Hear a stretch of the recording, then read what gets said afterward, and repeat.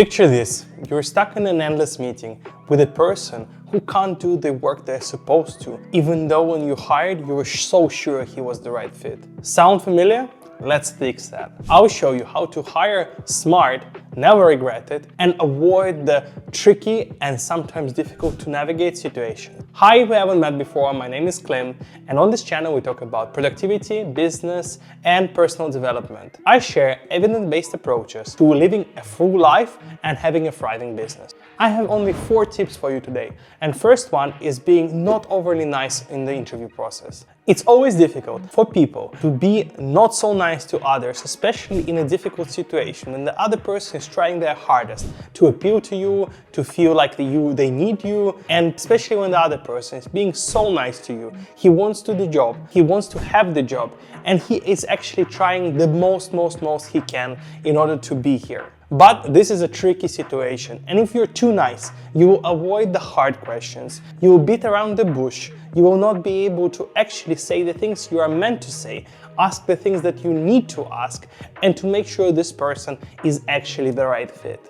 Yes, this is unsexy advice. Yes, this is difficult. But I think it's extremely important for you to understand you're not talking to a friend. You're talking to someone who will help you in the job, who will make your life easier, who will help the business grow. And if you're being too nice, imagine hiring a self-absorbed, just a worst of the worst employees. You possibly can do that if you're not asking the right questions, you're not following the technical questions, and you're being too lenient. On the other hand, if in the interview you actually didn't ask the right questions, there can be a mistake of hiring him without knowing the full story, without knowing his full capabilities, because you were chatting about the weather, you asked about the easy things that you knew he could answer because he struggled with some other questions, and that's the reason you hired him.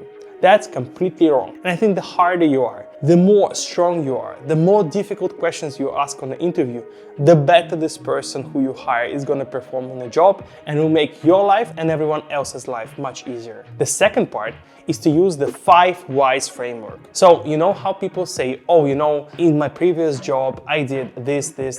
I think that when you focus on a single thing and you ask why 5 times, it's extremely easy to understand if this person was actually doing the job and the work he actually claimed, or he was just next to the person who was doing the work, you know?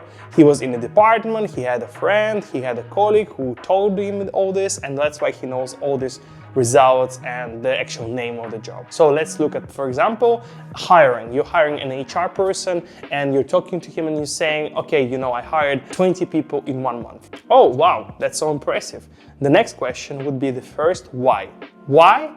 Or you can actually replace this in this instance on how. How did you do this?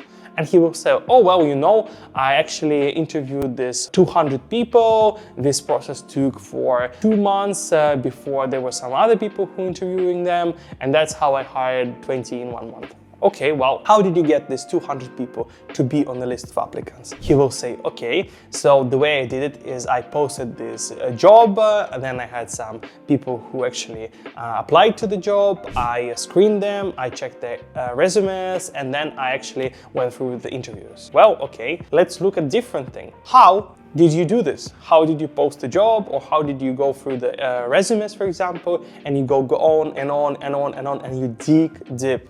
You look at the actual things he was doing. And after 2 whys or 2 hows, people usually crumble because it's really difficult, you know, to explain the small, boring things that some people actually find unamusing or uninteresting. But the truth is, if the job requires you to do these boring things, you have nothing to do but explain this, because this is the part of the job that actually matters. The small things are usually the things that actually change the people from those who are mediocre to those who are great. Because those who understand the small details can expand and have a helicopter view of the whole production and improve really fast, iterate really fast, and actually do the job correctly. The third thing, extremely important, and it has been said so many times, is to listen to your gut. I know. It's not really a good advice for those who especially read so many books and where everyone says that listening to your gut is extremely important. But it is, if you're feeling that the person is not right.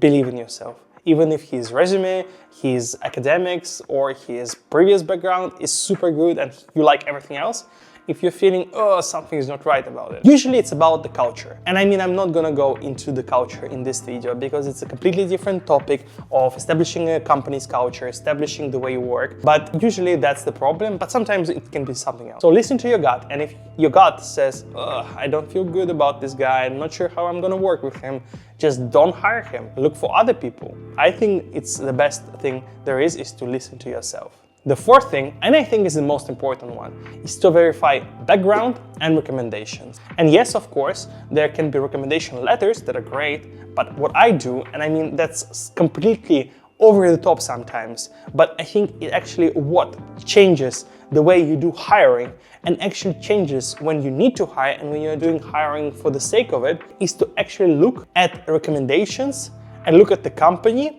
look on LinkedIn for the person who is he referring to or who is in the department with him, and get the recommendation directly. Usually always better over the phone, but if you cannot get a person on the phone, and it's understandable, just send him a message, and usually people are so happy to reply. I use many of my LinkedIn messages monthly, quarter, to get the recommendations, because otherwise I would have hired really bad people. Sometimes people say, oh, I exited this company, it was really great, everyone misses me, always talks to me, and you get a recommendation that this person was fired, he didn't do the job correctly, he didn't show up, and he was just the worst. So yeah, I think it's extremely important to get recommendations, and it's boring. It's not something probably you want to do, but it's actually what makes the difference between the greatest of hires who are recommended by everyone and those who are hated but bullshit on their resumes basically and interviews. So yeah, if you like this video, subscribe, like, and look at this video where I talk about hiring as well.